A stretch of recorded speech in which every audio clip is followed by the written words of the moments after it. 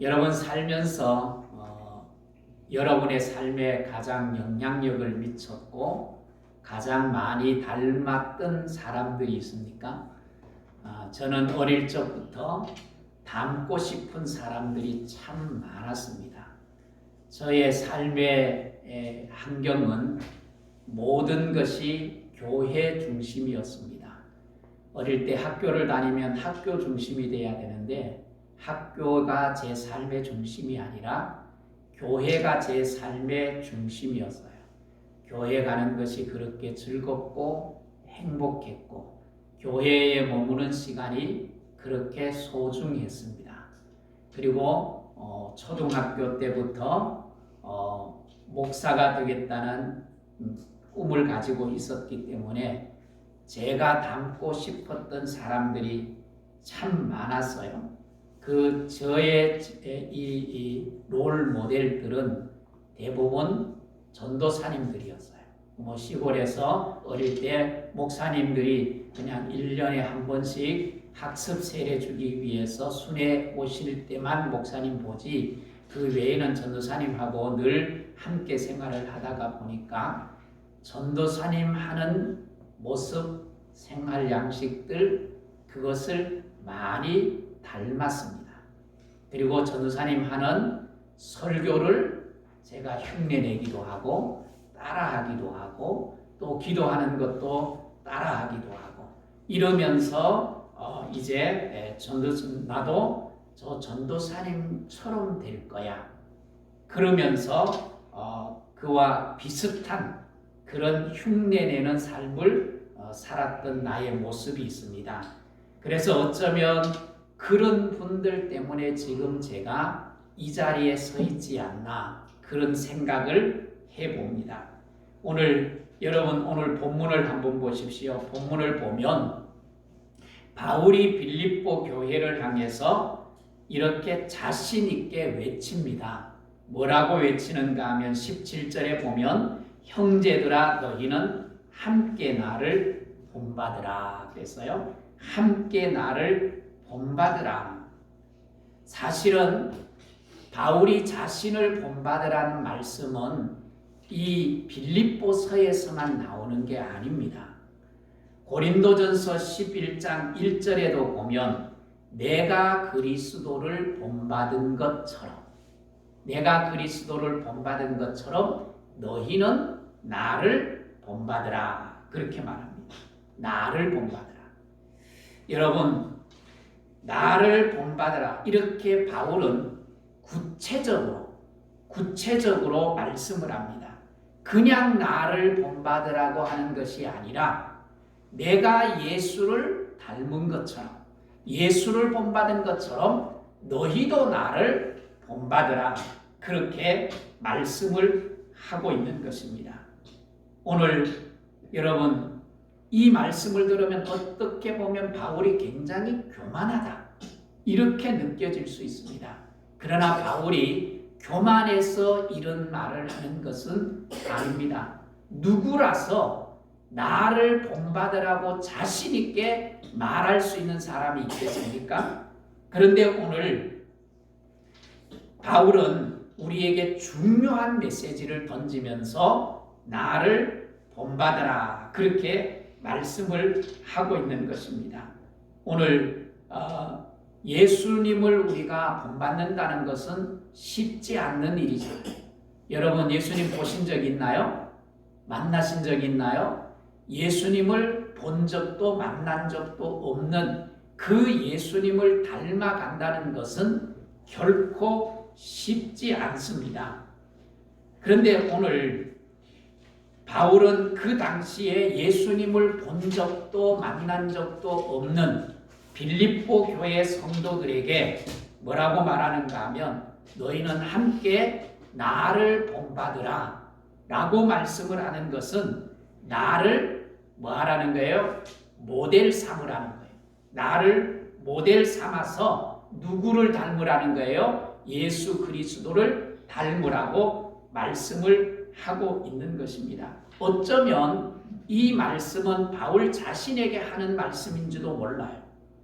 왜? 그것이 바울 자신에게 안전장치가 될 수 있는 거예요. 너희들은 나를 본받으라 그래 놓고는 내가 아무렇게나 살 수 있어요? 없어요? 살 수 없잖아요. 그들에게 모범을 보여주기 위해서 애를 써야 되고, 혹시라도 저들에게 상처를 주고 좋지 못한 모습을 보여주지 않을까? 그래서 조심하며 살아갈 수밖에 없지 않겠습니까? 그래서 어쩌면 이게 다른 사람에게 롤 모델 역할도 하지만 자기 자신을 지키는 최소한의 안전장치일 수도 있다. 그런 생각을 제가 해봅니다. 여러분, 혹시 깨진 유리창의 법칙, 깨진 유리창의 이론이라는 걸 여러분 들어보셨어요?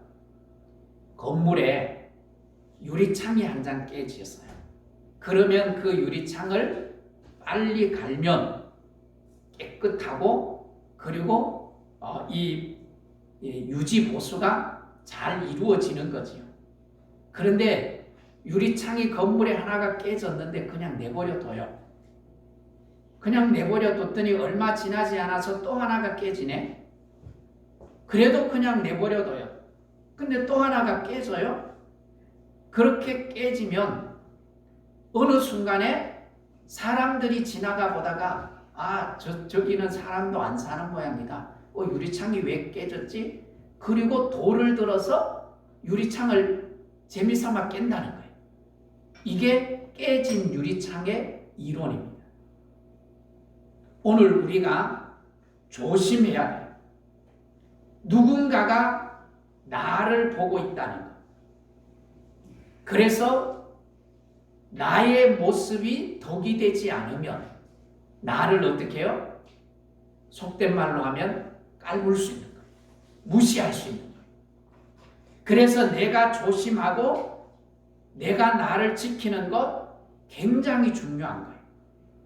그래서 어쩌면 바울도 너희들은 나를 본받아 하는 말은 내가 모범적으로 살려고 애쓰는 나의 모습이 거기에 담겨져 있는 것입니다. 그래서 오늘 이 바울의 한 말씀을 우리가 가슴 속에 새기는 것이 매우 중요합니다. 바울을 본받는 것 우리가 쉬울까요? 어려울까요? 어렵습니다. 사실상 바울은 언제 사람이에요? 2000년 전의 사람이에요. 우리와 어쩌면 거리가 너무도 멀어요. 그래서 우리가 우리의 현실 속에서 우리가 본받아야 할 사람을 찾는 것도 중요합니다. 2000년 전 바울에게까지 갈 필요 없이 우리 120년, 130년 되는 우리 기독교 역사, 한국 기독교 역사 속에서도 닮을 분들이 얼마나 많아요. 주기철 목사님처럼, 또 조만식 장로님처럼. 그분들을 우리가 보고 배우면서 저런 분은 저렇게 사셨구나. 물질을 저렇게 가치 있게, 그리고 남들에게 유익을 주면서 정말 저렇게 사용했구나.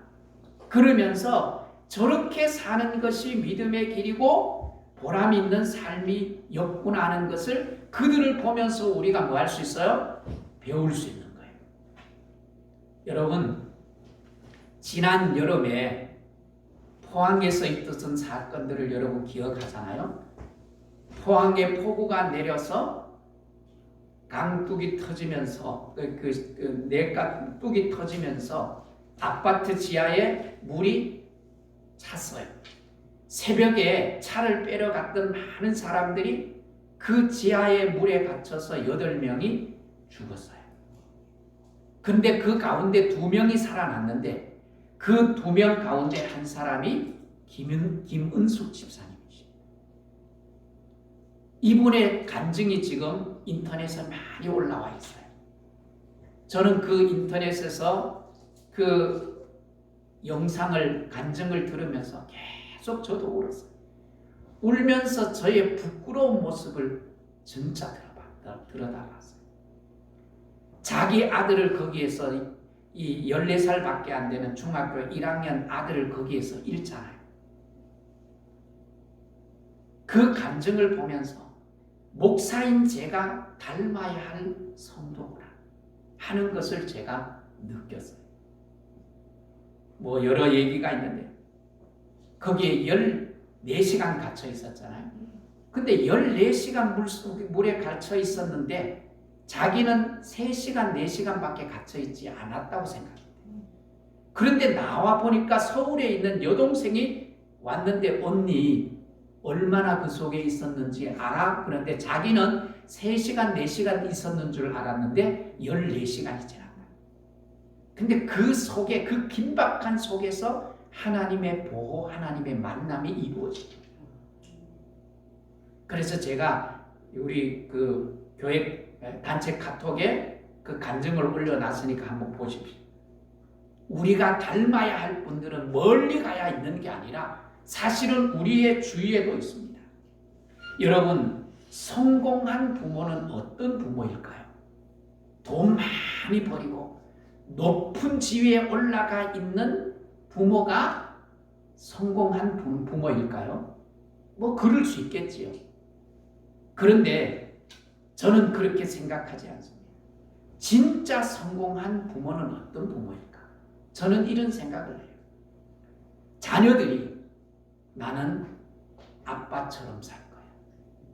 나는 엄마처럼 살았으면 좋겠어.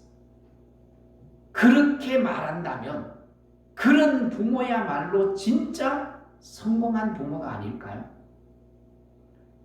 저는 솔직히 목사이지만 좋은 목사이기 이전에 좋은 아빠가 되고 싶은 거예요. 좋은 아빠. 물론 쉽지 않습니다. 어렵습니다. 그러나 어렵다고 이것 포기하고 싶지는 않습니다. 오늘 본문에 바울이 나를 본받으라. 나를 본받으라. 저는 자녀들에게 뭐 나를 본받으라 할 만한 자격이 없어요. 근데 가끔은 우리 자녀들을 보면서 쟤들이 왜 저렇게 살까? 왜 저런 식으로 살지? 이런 마음이 가끔 들 때가 있어요. 그런데 가만히 살펴보면 그게 누구로부터 왔다? 저로부터 온 거예요. 아, 나를 복사했구나. 나를 카피했구나. 저게 내 모습인데. 그래서 요사이는 자녀를 내 거울로 삼아요.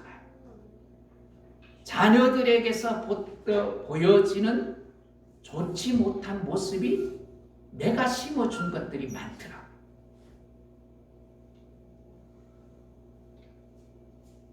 바울도 한번 보십시오. 바울을 보면 인격적으로 그리고 그 바울의 품성이 완전하고 완벽해서 바울이 나를 본받으라고 했을까요? 그건 아닙니다. 바울이 나를 본받으라고 하는 진정한 의미가 뭘까요? 그것은 복음을 위해서라면 무엇이든지 아낌없이 생명까지라도 아낌없이 내어주실 수 있는 그런 삶의 태도. 내게는 주님밖에 없어. 주님 한 분으로 나는 만족해. 이런 신앙의 본질적인 원론적인 그런 자세를 우리가 본받으라는 것이지 바울의 삶 모든 것을 다 본받으라는 게 아니라는 거예요. 사실상 바울은 흠이 없는 사람이 아니라 여러 흠이 있어요. 사도행전을 읽어보면 바울이 바울되게 하는 사람이 있어요. 그 사람이 누군지 아세요? 바나바예요. 바나바는 바울보다가 훨씬 더 인격적이고 수용적인 사람이에요. 그래서 바나바가 없으면 바울도 없을 정도예요. 바울이 예수를 믿어 변했어요. 근데 예루살렘에 가려고 하는데 예루살렘에 있는 제자들이 바울을 받아주지 않는 거예요. 그의 변화를 우리가 어떻게 아냐? 우리는 믿을 수 없어. 그럴 때 믿게 한 사람이 누군가 하면 바나바입니다. 그리고 안디옥 교회에서 지도자로 바나바와 바울이 지도자로 서 있어요. 그리고 안디옥 교회에서 두 사람이 선교를 사러 파송을 하는데 그때부터 바울이 주인공으로 등장을 합니다. 바나바는 바울의 그림자처럼 그렇게 생활을 해요. 그것을 바나바는 기쁘게 받아들였어요. 이런 걸 보면 바울은 누가를 자기를 떠났다고 해서 누가를 받아들이지 않습니다. 근데 바나바는 어떻게 해요? 한번 배신해도 그 사람하고 같이 가야 된다. 같이 선교지를 가자. 그렇게 하는데 결국은 바울은 그걸 데리고 가지 않습니다. 그래서 결국은 바나바와 바울이 갈라지게 되죠. 그렇게 보면 바울은 수용성이 없어요. 남에 대한 배려가 없어요. 이해가 없어요. 그런데 오늘 바울은 뭐예요? 나를 본받아라. 그렇게 말해요. 이 말은 본받을 만한 것을 골라서 본받으라는 의미도 담겨져 있는 거예요. 우리는 어떤 사람이든지 좋은 면도 있고 나쁜 면도 있어요. 그러나 그 좋은 면과 나쁜 면을 우리가 분별하면서 좋은 것, 나쁜 것을 담는 것이 아니라 좋은 것은 닮아야 돼요. 지난 주일에 보니까 정치인들 비호감, 호감인 사람을 이렇게 그 설문조사했던 게 나오더라고요. 여러분, 우리가 지혜로운 사람은 뭐예요? 비호감이라도 할지라도 비호감인 사람에게도 좋은 점이 있을까요? 없을까요? 있으면 그것을 가지고 담고 그것을 내 것으로 만드는 것은 지혜로운 사람. 이런 일들은 사실은 세상에 많이 있어요. 미국 프린스턴 신학교가 200년이 넘었잖아요. 그런데 그 학교에 가면 예배당이 있는데 그 예배당 이름이 밀러 채플입니다. 밀러 예배당이에요. 이 밀러는 1800년대 사람인데 이 사람이 미국에 노예 제도가 있을 때 노예 제도를 반대했던 사람이에요. 노예 제도를 공식적으로 폐지할 것을 건의했던 교수예요. 그래서 그 사람을 존중해서 그 사람을 위한 예배당 이름을 밀러 채플이라는 예배당이라고 이름을 붙인 거예요. 그런데 최근에 그 밀러라는 이름을 떼버렸대요. 그 이유가 뭔가 하면 후세에 많은 사람들이 밀러 교수를 연구하다가 보니까 공식적으로 노예 제도를 폐지한 것은 맞는데, 폐지하자고 말한 것은 맞는데 그렇게 말하면서도 자기 집에서는 노예를 두고 평생 살았다는 거예요. 요사 연구를 해보는 거예요. 그래서 뭐예요? 이거는 우리가 닮을 만한 것이 아니다. 그래서 밀러라는 이름을 떼버렸다. 우리식으로 말하면 역사 바로 세우기를 한 거예요. 이렇게 사람에게는 좋은 점도 있지만 또 닮지 말아야 될 부분들도 있다는 거예요. 그래서 오늘 우리가 닮아야 할 것이 무엇인지를 분별하고 닮는 것 굉장히 중요해요. 우리는 때로는 무의식 가운데 나도 모르게 닮아요. 제가 그걸 어디서 아는가 하면 그 상담 임상을 하면서 너무도 많이 경험해요. 자기도 모르는 아빠를 닮고 있고 엄마를 닮은 것이 얼마나 많은지 몰라요. 그것도 대부분 좋은 걸 닮는 게 아니라 그 상처 때문에 나쁜 것만 담는 교회들이 얼마나 많은지. 오늘 좋은 것을 골라서 담는 은혜가 있기를 주의 이름으로 축복합니다. 바울이 나를 본받으라고 말씀했는데, 바울은 십자가, 오직 십자가만 자랑하는 사람이었어요. 그런 면에서 오늘 우리는 바울을 뭐예요? 본받아야 할 사람입니다. 자, 오늘 18절을 이어서 한번 보십시오. 18절에 보면 내가 여러 번 너희에게 말하였거니와 이제도 눈물을 흘리며 말하노니, 그렇게 바울이 눈물을 흘리면서 빌립보 교회 성도들에게 외칩니다. 뭐라고 외칩니까? 그 다음을 보십시오. 여러 사람들이 그리스도의 십자가의 원수로 행하느리라 그랬습니다. 이 말이 뭐예요? 빌립보 교회 안에 복음을 위해서, 주님을 위해서 살아가는 사람도 있지만 교회 안에 들어와서 예수님은 상관없고 예수님은 관심은 없고 복음에는 관심이 없고 자기의 이름이 드러나고 자기의 행위가 드러나고 자기의 삶이 유익한 것에만 관심을 가지는 사람들이 있다는 거예요. 그런 사람들은 교회를 거는 사람이고 복음에 있어서, 십자가에 있어서 뭐예요? 원수 같은 사람이다. 그러니까 그런 사람을 본받지 말고 누구를 본받으라는 거예요? 나를 본받으라는 거예요. 오늘 현대사회, 우리가 신앙생활하는 교회 안에도 그런 사람이 있습니다.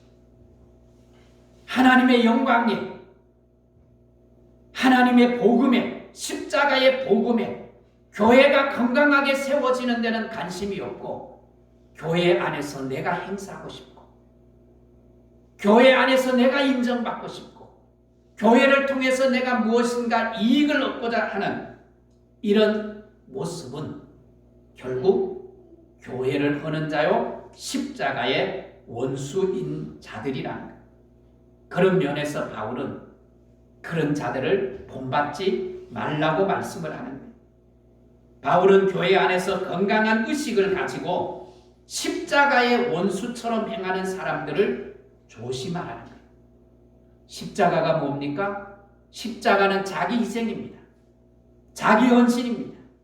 내가 죽더라도, 내가 손해보더라도 교회가 영광스럽게 되면, 주님의 복음이 드러나게 되면 좋은 것, 그것을 생각하는 사람, 이것이 바로 십자가를 지고 가는 자들입니다.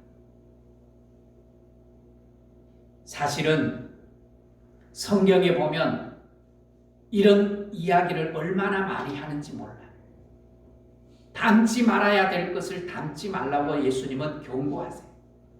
구약 성경에 보니 이스라엘 백성들이 출애굽해서 어디로 가요? 약속의 땅, 하나님의 젖과 꿀이 흐르는 어디요? 가나안 땅에 들어갔을 때 너희는 가나안 사람들의 삶을 본받으라는 거예요? 본받지 말라는 거예요? 그들이 섬기는 우상 섬기지 말고 그들의 삶을 본받지 말라고 말해요.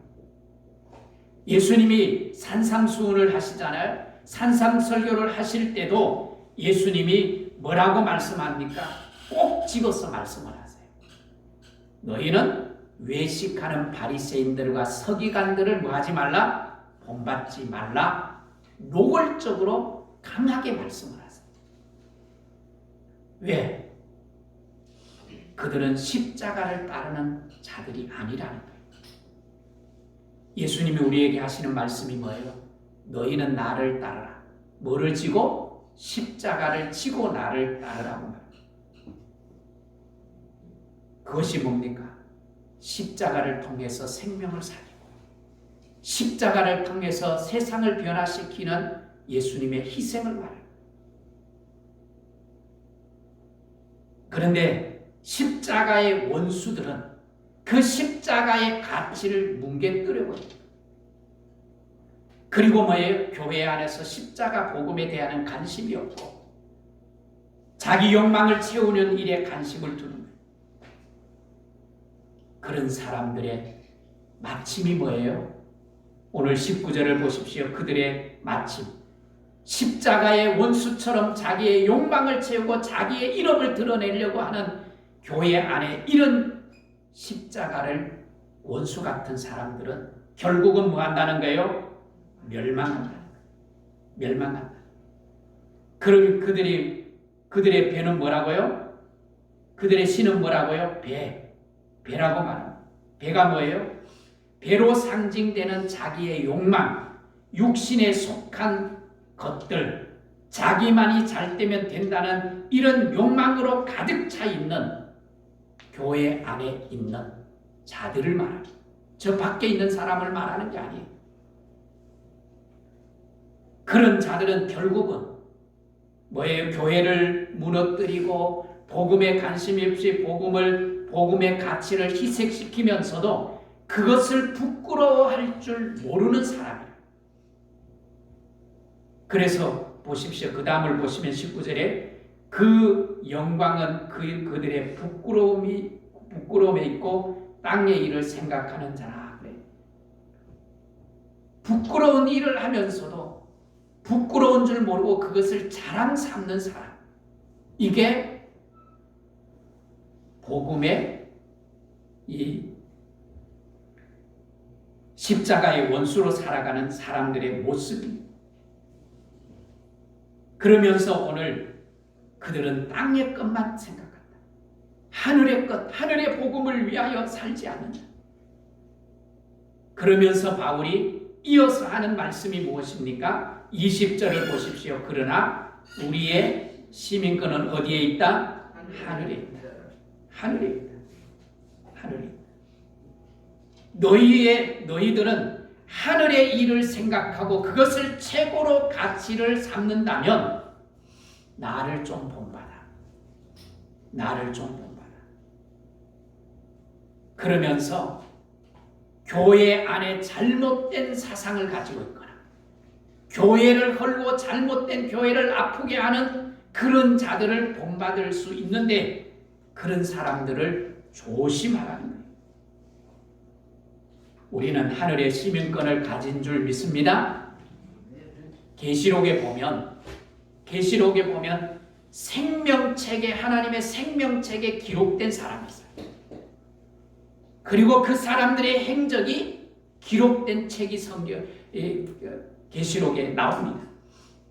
그러므로 오늘 우리는 하늘의 일을 생각하면 살아가는 사람이기 때문에 우리가 바울을 본받을 것인가? 믿음으로 살았던 믿음의 선배들을 본받을 것인가? 아니면 십자가의 원수처럼 행동하는 사람들을 우리가 본받을 것인가?